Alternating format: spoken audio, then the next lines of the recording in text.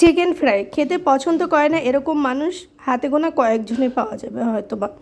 আসসালামু আলাইকুম everyone, welcome back to my Amena kitchen. Amena কিচেনে সবাইকে স্বাগতম নতুন একটা ভিডিও দেখার জন্য। আমার আজকের recipe chicken fry. Chicken fry বাসায় কীভাবে খুব সহজভাবে আমি বাচ্চাদের ঝটপট তৈরি করে দিই সেই রেসিপিটাই আপনাদের সাথে শেয়ার করব।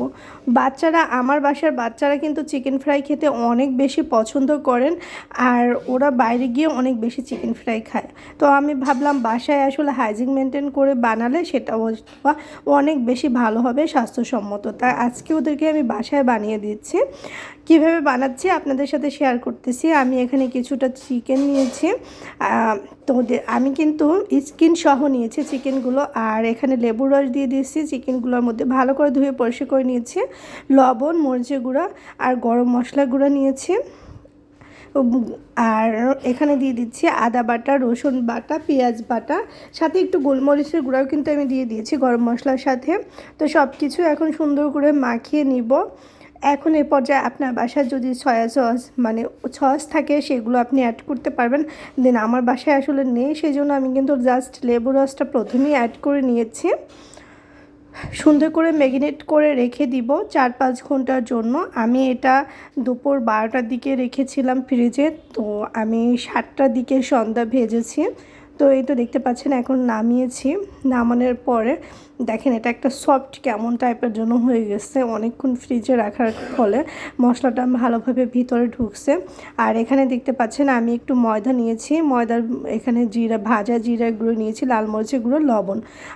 এখন এগুলো সুন্দর করে জাস্ট হাত দিয়ে সুন্দর করে মিশিয়ে নিব। এখন দিয়ে দিচ্ছি এর ভিতরে চিকেনের টুকরোগুলো দিয়ে সুন্দর করে মাখিয়ে নিব। তো আপনারা অনেকে হয়তো কর্নফ্লাওয়ার দেয়, এখানে কর্নফ্লাওয়ারটা অ্যাড না করলে ভালো হবে। কর্নফ্লাওয়ার অ্যাড করলে কিন্তু এটা শক্ত হয়ে যাবে। তো আমি যেভাবে করছি হুবহু রেসিপিতে করলে আপনার চিকেন ফ্রাইটা ক্রিস্পি হবে এবং খেতে ভালো লাগবে। একটা বাটিতে পানি নিয়েছিলাম, নর্মাল টেম্পারেচারে থাকা পানি। সেই পানির মধ্যে চিকেনের টুকরোগুলোকে ময়দা মাখানোর পরে ভিজিয়ে নিচ্ছি। তো দেখতে পাচ্ছেন এরকম করে ছেড়ে দেওয়ার পর একটা বুদবুদ টাইপের উঠবে, তাহলে মনে করবেন আপনি এটা পারফেক্টভাবে মাখানো হয়েছে। আর এপাশ থেকে একটা একটা করে উঠিয়ে তারপর আবার মাখাবো দ্বিতীয়বারের মতো। এখন এটাকে ভাজার পালা।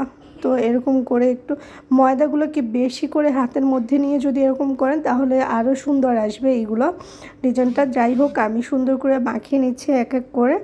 এখন অনেকগুলো মাখানো হয়ে গেছে, এখন ভাজার পালা। আমি একটা প্যান নিয়েছি, আমি এটা সবসময় ভাজা পোড়ার কাজ করি, সেজন্য প্যানটা এরকম কালো ফ্রাই প্যানের মতো বানিয়ে নিয়েছি। কেউ আবার প্যান দেখে টানাটানি করে না যে আপনার প্যানটা এরকম কালো কেন। দেন আমি এই কড়াইটাকে জাস্ট এইভাবেই করেছি ভাজা পোড়া করার জন্যই।